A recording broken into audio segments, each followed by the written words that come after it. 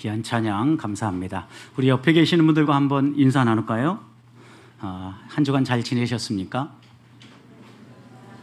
네, 지난 주간 장마 그리고 또 폭우 또 비가 그치니까 습한 여러분 더위, 이 모든 것들이 여러 가지 여러분의 마음을 불편하게 했을 겁니다. 또 지난 주말 이 비가 남쪽으로 내려가면서 많은 물폭탄을 남겨서 댐이 무너지고 제방이 무너지는 이런 일들이 발생해서 여러 수재민들이 일어나고 있습니다. 여러분, 이 나라 민족을 위해서 기도해야 될 때입니다. 또 하나님께서 우리 민족을 긍휼히 여겨주셔서 극한 어려움에 빠지지 않도록 기도가 필요한 때입니다. 이렇게 여러분 이곳저곳에서 난리의 소식을 들으니까 자고 일어나고 또 뉴스를 켤 때 불안한 마음들이 있으십니까? 우리 성도들은 이런 불안한 환경 가운데에서도 참된 위로와 평안을 누릴 수 있는 비결이 있습니다. 이 모든 역사를 주관하고 우리의 자연 환경까지를 지배하시는 분이 하나님이라고 믿기 때문입니다. 그분이 우리의 하나님이시고 그분이 우리와 함께 하시며 우리를 인도해 간다는 믿음이 있기 때문입니다. 다가오는 한 주간 동안도 장마가 계속되어지고 또 물난리가 계속되어진다 할지라도 그것 때문에 두려워하지 아니하고 하나님의 은혜를 묵상하면서 다가오는 한 주도 넉넉히 이겨내는 우리 보배의 성도들이 되시기를 주님의 이름으로 축복합니다. 한국 교회가 사회로부터 비판을 받는 이유는 한 가지입니다. 교회가 교회답지 못하기 때문입니다. 교회가 교회답지 못하다라는 이야기는 또 다른 말로 표현하면 그 교회를 구성하고 있는 성도가 성도답게 살지 못한다는 의미입니다. 하나님이 기뻐하시는 교회는 어떤 모습이고 성도는 어떤 모습이어야 합니까? 오늘 47절 말씀을 보십시오. 하나님을 찬미하며 또 온 백성에게 칭송을 받으니 주께서 구원받는 사람을 날마다 더하게 하시느니라. 하나님을 예배합니다. 건강한 예배가 있습니다. 이것만이 다가 아닙니다. 여기에 성들의 삶이 하나님 앞에서뿐만 아니라 세상 사람들 앞에서도 칭찬받는 삶입니다. 하나님께 인정받고 사람들에게도 인정받는 삶이었죠.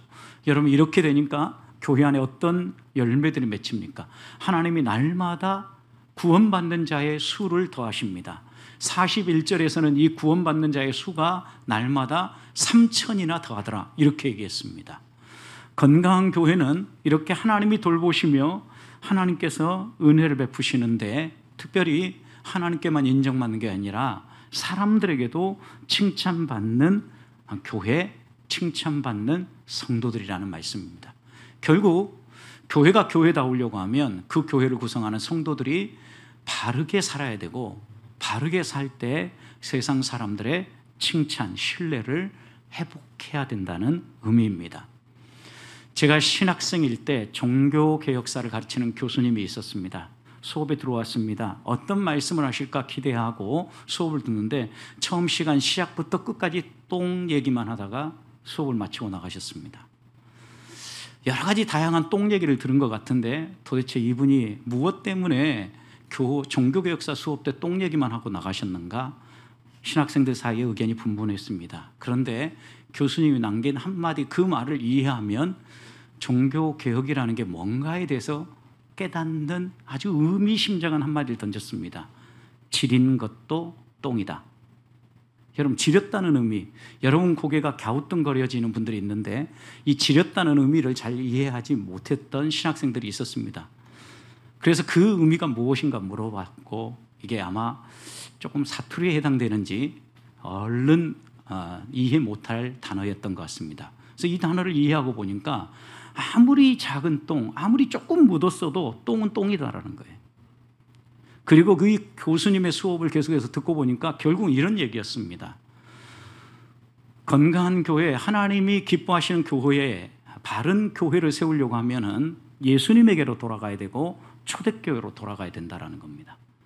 많은 사람들이 예수님을 본받아서 살아간 사람들의 모습을 보면서 이렇게 살아야 되겠다라고 얘기하고 초대교회를 본받아서 아름다운 교회를 이룬 그 어떤 교회들, 보배교회라든가 또 다른 교회들을 보면서 우리도 저런 교회처럼 돼야 되겠다라고 표현한 사람들이 이야기를 하는데 이 교수님 표현대로 하면은 원본에서 사본이 나올 때 이미 변질되었다라는 거예요. 아무리 조금 묻었어도 똥이 묻어 있으면 그건 똥이라는 거예요. 아무리 조금 바뀌었어도 바뀐 것은 분명히 바뀐 거라는 거예요. 그래서 건강한 교회, 바른 교회, 성경적인 교회, 그리고 종교개혁자들이 원했던 그런 교회를 이뤄가려고 하면 원본으로 돌아가야 된다. 예수님께로 나아가야 되고 초대교회 예루살렘 교회를 보아야 된다라고 그 교수님이 가르쳤던 것입니다. 지금도 그 가르침이 잊혀지지 않습니다. 그렇습니다. 건강한 교회를 꿈꾼다고 하면 우리는 우리 주님에게로 돌아가야 되고 주님의 가르침을 받아서 처음 시작되었던 초대교회 예루살렘 교회로 돌아가야 합니다. 좋은 것은 위대한 것의 적이라는 말이 있습니다.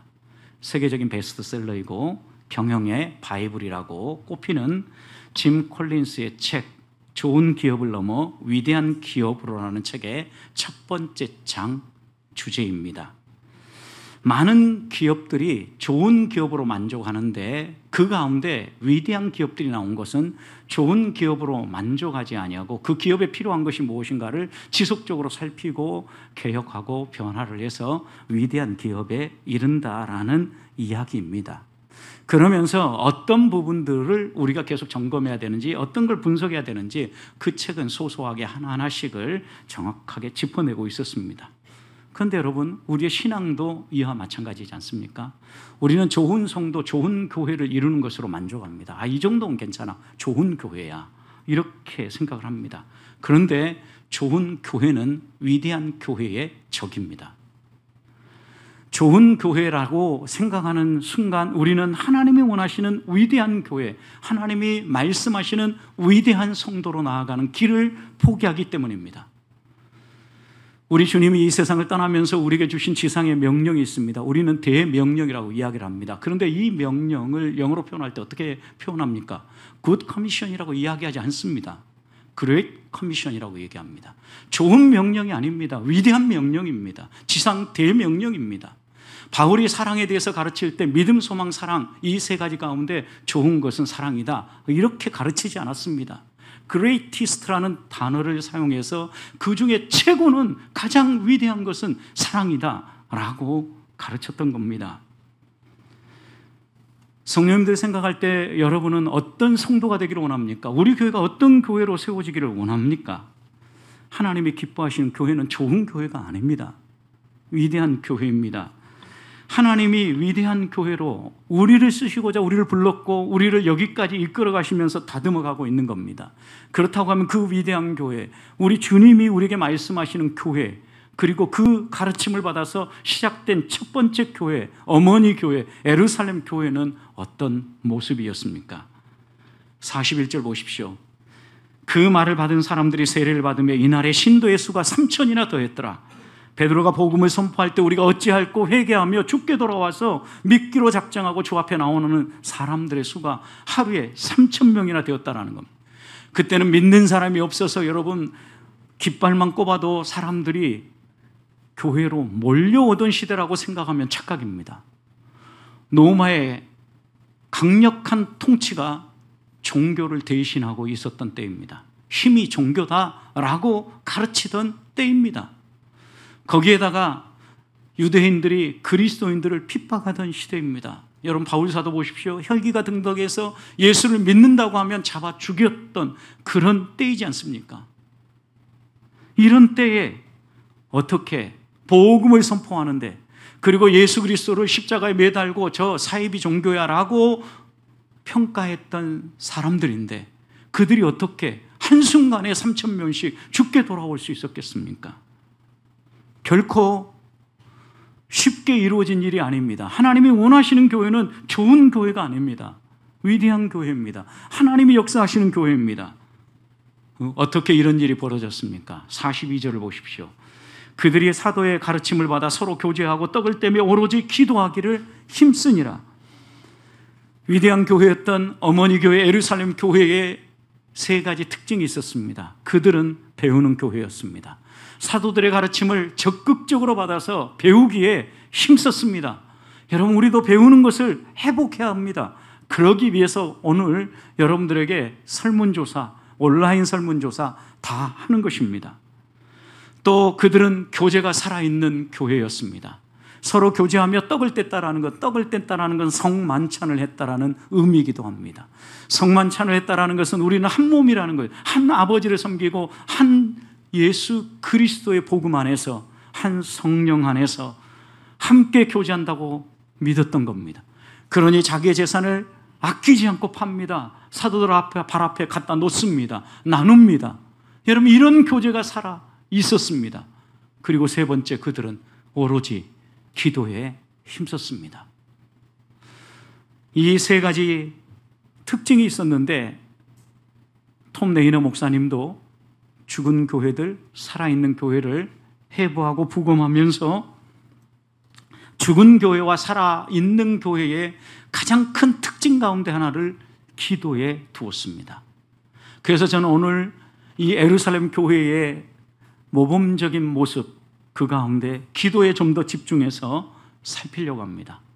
우리가 어떻게 하나님 앞에 기도하고 있는지 우리 자신을 살피고 어떤 기도자가 되어야 위대한 교회, 위대한 성도로 하나님 앞에 설 수 있는지 하나님이 주시는 말씀을 마음에 새기는 시간이 되기를 소망합니다.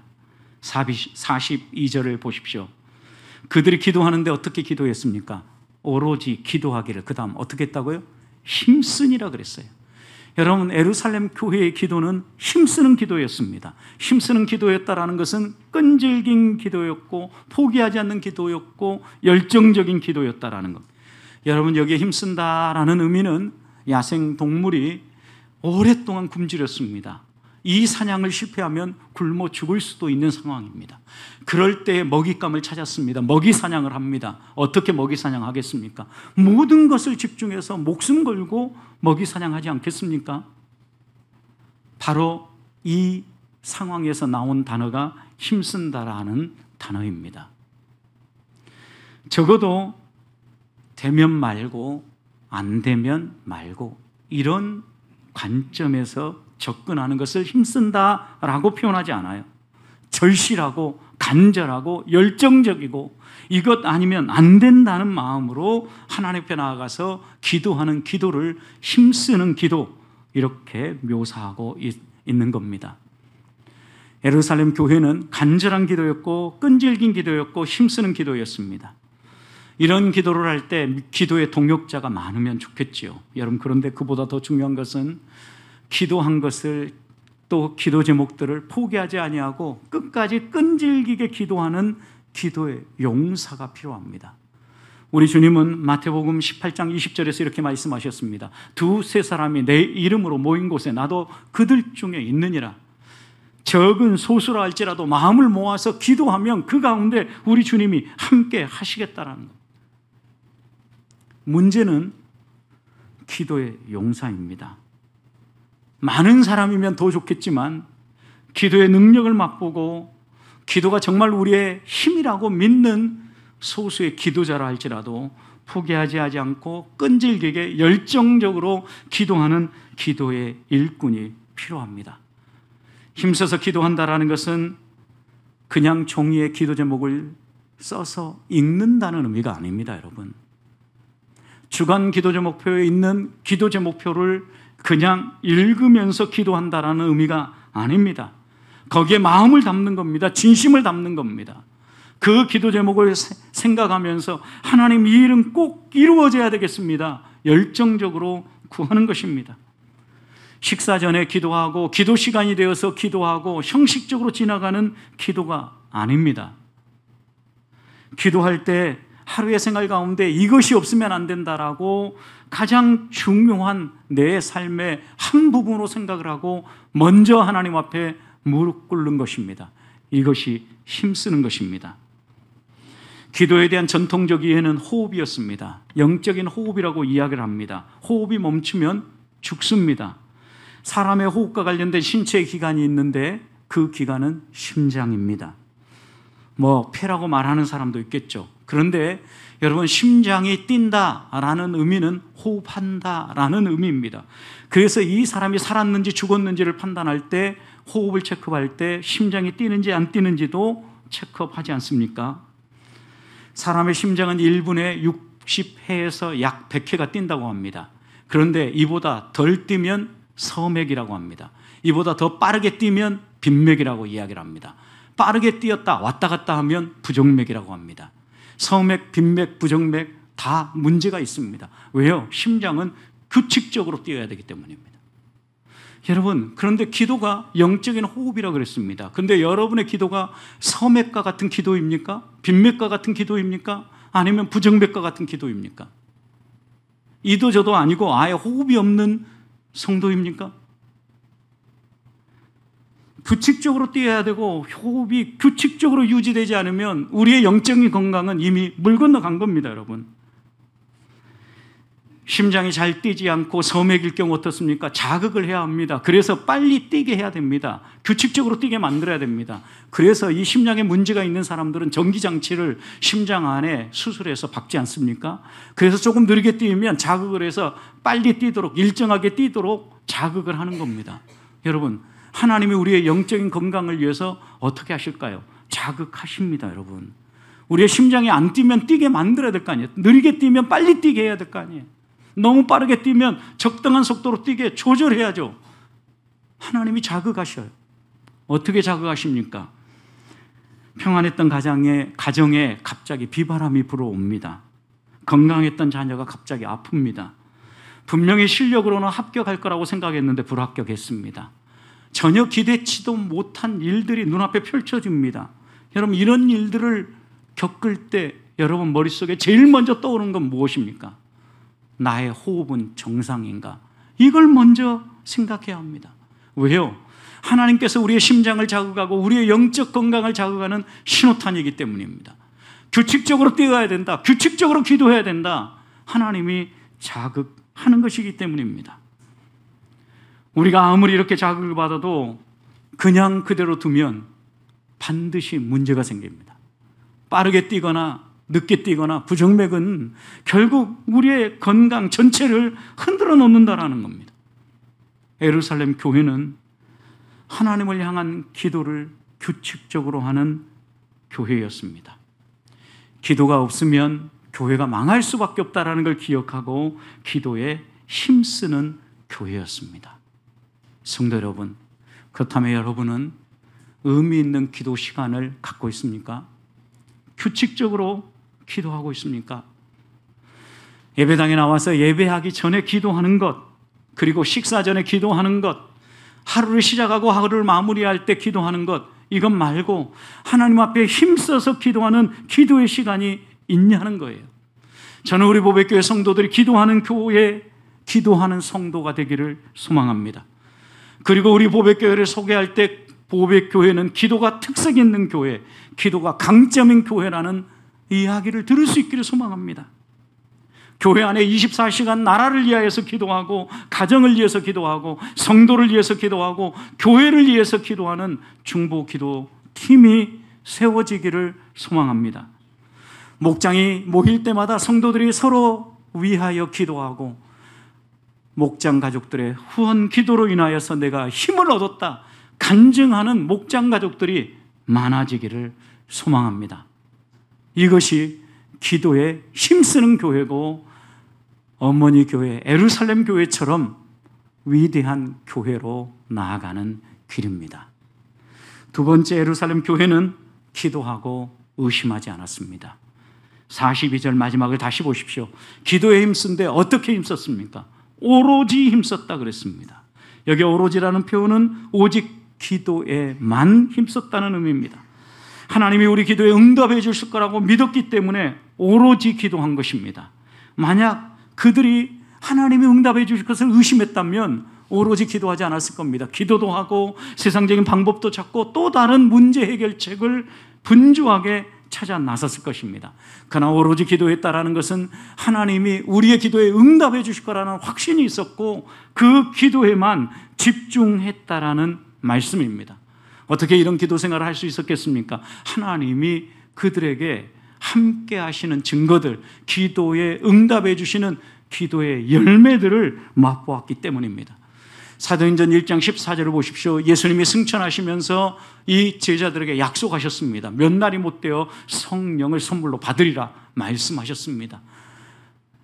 초대교회를 출범시킨 믿음의 사람들, 이 120명의 형제 자매들은 마가의 다락방에 올라갔습니다. 사도행전 1장 14절에서 이들이 무엇을 했는지 이렇게 묘사했습니다. 여자들과 예수의 어머니 마리아와 예수의 아우들과 더불어 마음을 같이하여 오로지 어떻게 해요? 오로지 기도에 힘쓰니라. 이것이 초대교회를 탄생시킨 힘이었고 이것이 성령으로 충만하게 덧입는 유일한 길이었습니다. 주님의 약속을 붙잡고 그들은 흔들리지 않고 오로지 기도했습니다.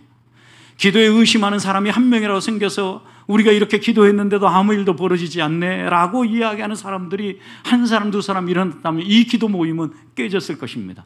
그러나 한 사람도 그렇게 생각하지 않았습니다. 하루 이틀이 아닙니다. 여러분, 예수님이 40일 동안 이 땅에 계시고 승천하셨다라고 이야기하지 않습니까? 그리고 성령 강림 사건은 오순절에 일어났습니다. 적어도 10일 이상은 기도했다라는 이야기입니다. 이들은 흔들리지 않고 간절히 기도했습니다. 그래서 초대교회가 시작되어진 겁니다. 초대교회를 구성했던 믿음의 형제 자매들을 보십시오. 이들은 기도하는 사람이었습니다. 사도행전 3장을 보면 베드로와 요한이 정해진 규칙적인 기도 시간에 기도하기 위해 어디로요? 성전으로. 자기 집이 아닙니다. 예루살렘 성전으로 올라갔습니다. 하루에 3번씩 정해놓은 시간에 기도하기 위해서 올라온 것입니다. 그런데 이렇게 올라올 때 성전 미문, 아름다운 문이라고 이야기하는 그 곳 입구에 나면서부터 걷지 못하던 한 사람이 구걸하며 앉아 있었습니다. 지나칠 수 없었습니다. 그가 구걸을 했지만 베드로와 요한은 이렇게 반응했습니다. 우리는 돈도 없다. 우리는 은도 없고 금도 없다. 그런데 너에게 줄 수 있는 게 있다. 나사렛 예수 그리스도의 이름으로 명하노니 일어나 걸으라. 말하고 그냥 지나가지 않았습니다. 믿었습니다. 손잡아 일으켰습니다. 일어났습니다. 뛰면서 성전에 들어가서 하나님을 찬양하고 이 걷지 못한 사람이 걷게 되지 않았습니까? 어디에서부터 이런 능력이 나왔다고 생각하십니까? 기도해서 나온 겁니다. 오로지 기도에 힘썼고 기도의 능력을 믿었기 때문에 초대교회 안에 이런 일들이 일어났던 것입니다.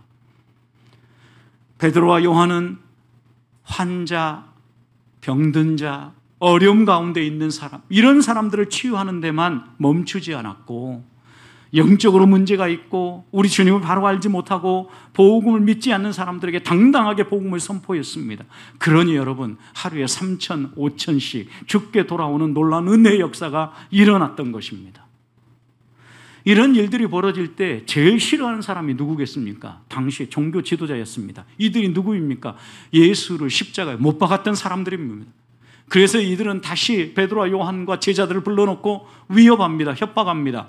너희들 예수 그리스도를 선포하면 죽인다. 그래도 변함없이 복음을 선포합니다. 어떻게 합니까? 이들을 공회에서 출교시켜버립니다. 유대인들 공회에서 출교시켰다는 이야기는 이들은 이제 아무렇게나 대해도 된다는 이야기입니다. 안전장치가 해제된 겁니다. 위험한 상황에 노출된 겁니다. 이 정도 되어지면 두려워하고 조심해야 되지 않습니까? 그런데 이 이야기를 들은 예루살렘 교회, 모 교회의 반응이 무엇입니까? 사도행전 4장 24절 이렇게 얘기했습니다. 그들이 듣고, 성도들이 듣고 한 마음으로 하나님께 소리 높여 이르기를 그랬어요.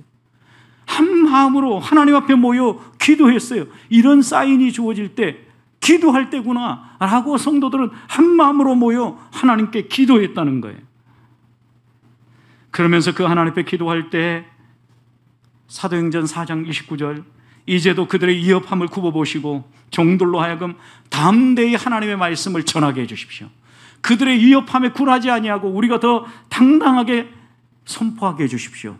그리고 30절 이렇게 얘기합니다. 손 내밀어 병자를 낫게 해주시고 표적과 기사가 거룩한 종들 섬김 가운데 예수 그리스도의 이름으로 이루어지게 해 주시옵소서.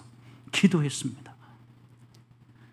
이렇게 기도하니 어떤 일이 벌어졌을까요, 여러분? 31절 이렇게 묘사합니다. 빌기를 다하매 기도를 마침에, 또 다르게 표현하면 기도가 끝났을 때 여러분 바로 이어서 어떤 일이 벌어집니까? 모인 곳이 진동하더니 무리가 다 성령에 충만하여 담대히 하나님의 말씀을 전하니라. 기도의 능력을 직접 체험하고 하나님이 무언가 자극제를 주실 때마다 무릎 꿇어 구함으로 하나님의 손길을 경험하면서 당당하게 복음을 선포하며 살았던 사람이 위대한 성도들, 예루살렘 교회의 성도들이었다는 말씀입니다. 종교 지도자들도 이것으로 포기하지 않습니다. 아, 그래? 그럼 우리도 할 게 있지. 베드로와 요한을 옥에 가둬버립니다. 그들이 할 수 있는 힘을 사용하기 시작한 겁니다. 여러분, 그런데 성도들은 기도했고 하나님은 어떻게 일하십니까? 사도행전 4장 이어서 말씀 읽어보면 주의 사자를 보내어서 옥문을 여시고 사도들을 풀어주셨다라는 것입니다. 하나님이 강력하게 하나님의 방법으로 일하여 주신 것입니다. 기도가 살아날 때 항상 우리 자신을 살펴보면서 어떤 일이 벌어진지 아십니까? 회개의 기도가 먼저입니다. 예루살렘 교회도 이런 기도가 살아나기 전에 먼저 자신들을 살피며 우리가 어찌할꼬 주의 말씀 앞에서 회개하며 일어났습니다. 베드로도 성도들이 듣기 원하는 이야기를 설교 가운데 담지 않았습니다. 그들이 듣기 싫어하는 설교를 했습니다. 만사형통이 아닙니다. 여러분들 예수를 믿고 교회에 나오기만 하면 모든 일이 잘 된다, 이렇게 가르치지 않았습니다. 너희들이 잘못 생각하고 십자가에 매단 그 예수 그리스도가 우리가 기다렸던 메시아다. 너희가 뭔 잘못했는지 생각해봐라. 회개해라. 이 길만이 살 길이다. 그들에게 당당하게 선포했던 겁니다. 사랑하는 성도 여러분, 이런 회개 가운데 예루살렘 교회는 오로지 기도만이 힘이고 능력이라고 믿고 기도에 매달렸던 교회입니다. 예루살렘 교회 성도들처럼 위협받고 어려움이 있을 때 우리들도 의심하지 아니하고 기도하는 성도들이 되기를 소망합니다. 보배교회의 기도의 용사들이 흘러넘쳐서 예루살렘 교회처럼 하나님 손에 쓰임받는 위대한 교회, 보배교회가 되기를 주님의 이름으로 축복합니다. 마지막으로 예루살렘 교회의 성도들의 기도는 42절 마지막에 보면 오로지 기도하는 기도였습니다. 오로지라는 의미 속에는 의심하지 않고 온전히 신뢰하고 믿고 기도했다는 의미일 뿐만 아니라 다른 것 기웃거리지 않고 기도에만 매달렸다는 의미입니다. 기도에만 매달렸다는 의미는 삶의 우선순위가, 그들의 인생의 우선순위가, 그들의 신앙생활의 우선순위가 어디에 있었어요? 기도에 있었다라는 의미입니다. 기도가 삶의 우선순위라고 믿었기 때문에 어떤 일이 벌어지든지 간에 그들은 기도 먼저 했던 것입니다. 사도들이 할 일이 없었기 때문이 아닙니다. 그들이 능력이 없기 때문이 아닙니다. 다른 일들, 해야 될 일들이 많이 있었습니다. 그럼에도 불구하고 우선순위가 기도였기 때문에 기도에 매달렸던 겁니다. 그리고 이런 우선순위인 기도가 흔들릴 때마다 그들은 이 우선순위를 바로잡기 위해서 몸부림쳤습니다. 사도행전 6장입니다. 교회에 구제해야 될 일꾼들이 많이 있어야 됐습니다. 구제하는 일로 인하여서 한두 사람을 빠지게 되어짐으로 갈등이 생기기 시작했습니다. 사도행전 6장에서 그래서 이 구제의 문제를 해결하기 위해서 사도들이 선택한 방법이 무엇입니까? 집사님들을 세우는 것입니다. 7 집사님을 세웠습니다. 그리고 난 다음에 사도들의 고백이 무엇입니까? 사도행전 6장 4절, 우리는 오로지 기도하는 일과 말씀 사역에 힘쓰리라. 오로지 기도하는 일과 말씀 사역에 힘쓰리라. 여러분, 기도가 우선순위였다라는 거예요. 이 우선순위가 흔들리니까 목양에 집중하고 말씀을 가르치고 기도하기에 집중하기 위해서 구제할 수 있는 일꾼들을, 집사님들을 세워 시킨 것입니다. 여러분, 우리 교회도 저와 우리 사역자들이 기도하는 일과 말씀에 집중할 수 있어야 합니다. 폭우가 내릴 때 여러분 예배당에 여러분 발걸음에 옮겨졌습니까? 비가 새는지 무슨 일이 있는지 관심이 있으십니까? 주일에 예배 한번 드리면 교회에 방문해 보는 사람들이 정말 눈 씻고 찾아보기 어렵습니다. 관심이 어디 있으십니까? 오로지 기도하는 일과 말씀 사역에 힘써야 될 사역자들이 정말 기도와 말씀에 힘쓰게 하십니까? 사다리 타야 됩니다. 어떤 때는 배관공이 돼야 합니다. 화장실에 배수구가 막혀가지고 물이 흘러 넘쳐도 아무도 쳐다보지 않습니다. 오로지 기도하는 일과 오로지 말씀 사역에 힘쓰기 위하여 우선순위를 조정했다라는 거 잊지 말아야 합니다. 저만 아닙니다.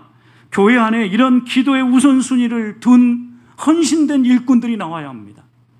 하나님은 그런 기도의 용사를 찾고 계십니다. 그런 기도의 용사가 있어야 좋은 교회가 아니라 위대한 교회가 나오는 것입니다. 기도의 용사들의 공통점은 교회 사역과 성도들과 하나님 나라를 위하여서 열정적으로 우선순위를 두고 기도했다는 겁니다. 죽은 교회를 부검했던 톰 레이너 목사님도 소생하는 교회들을 분석한 결과 그 소생하는 교회들마다 공통점이 있었는데 열정적이고 헌신적인 소수의 기도 용사가 있었다는 것입니다. 기도의 불은 그냥 붙여지는 게 아닙니다. 소수의 충성스러운 기도의 용사들을 통하여서 시작되는 것입니다. 작은 불씨가 꺼트러지지 않고 끝까지 살아있으면 거기에 아무리 큰 장자기가 와서 붙어도 결국은 불을 내게 되어 있습니다. 하나님이 우리에게 원하시는 것은 그냥 그저 교회 왔다 갔다 하고 우리 구원만을 겨우 전전긍긍하면서 신앙생활하는 이런 성도를 원치 않으십니다. 하나님이 원하시는 것은 우리의 삶에 기도가 우선순위에서 밀리지 않기를 원하신다는 겁니다. 기도의 우선순위가 밀렸다는 의미가 무엇입니까? 하나님을 더 이상 이제는 신뢰하지 않게 된다는 의미입니다. 하나님만을 신뢰한다고 하면 기도가 우선순위에서 밀릴 수 없기 때문입니다. 이제는 하나님 힘이 아니라 내 힘으로 한번 해보겠다는 겁니다. 우리의 실력을 가지고 해보겠다는 것입니다. 그래서 많은 교회들이 자산을 쌓고 자기의 가질 힘들을 확장시켜가고 무언가 그걸 가지고 해보려고 하는 것입니다. 여러분, 하나님이 원하는 교회, 위대한 교회는 하나님만을 붙잡는 교회입니다. 기도의 능력을 알고 기도의 힘을 믿고 기도하며 하나님의 일하실 손길을 기대하며 나아가는 성도들이 있는 교회입니다. 그래서 빌 하이빌스 목사님은 바쁠수록 기도한다, 바쁠수록 기도합니다 라는 기도의 책을 쓰신 겁니다. 그 책의 내용은 다른 게 아닙니다. 할 일이 많고 시간을 더 써야 되고 더 많은 것을 생각해야 할 그때에는 기도할 때라는 거예요.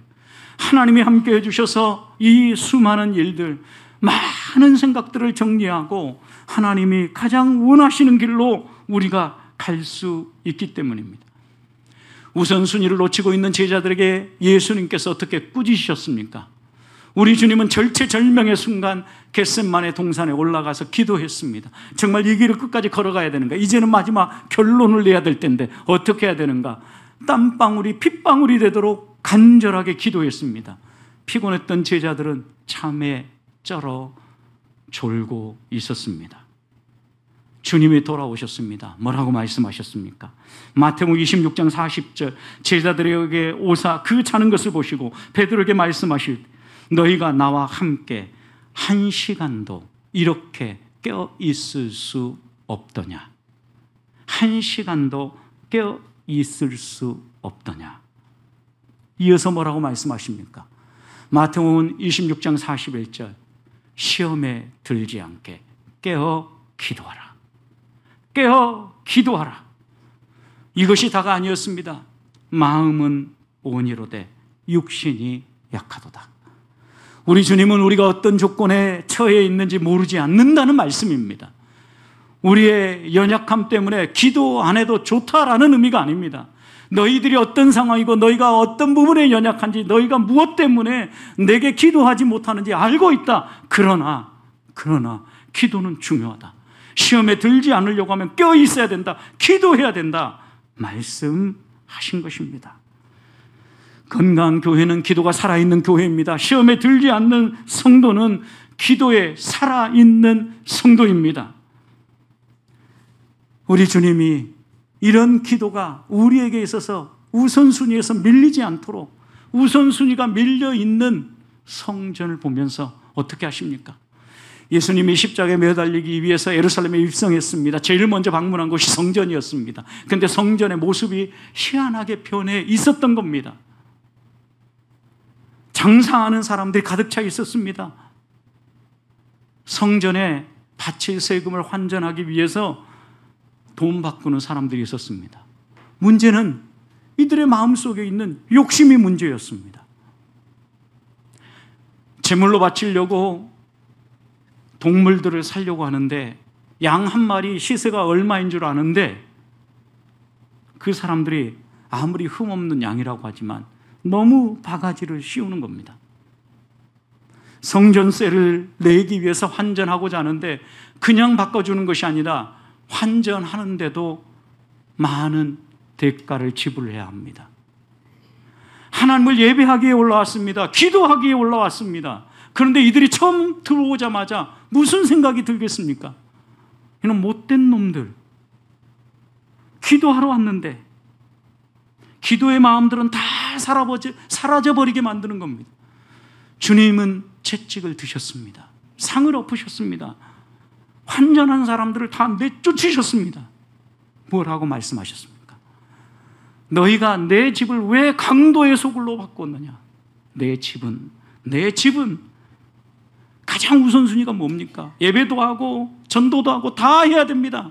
그런데 우리 주님이 그들을 보면서 내 집은 만민이 기도하는 집이다 말씀하셨습니다.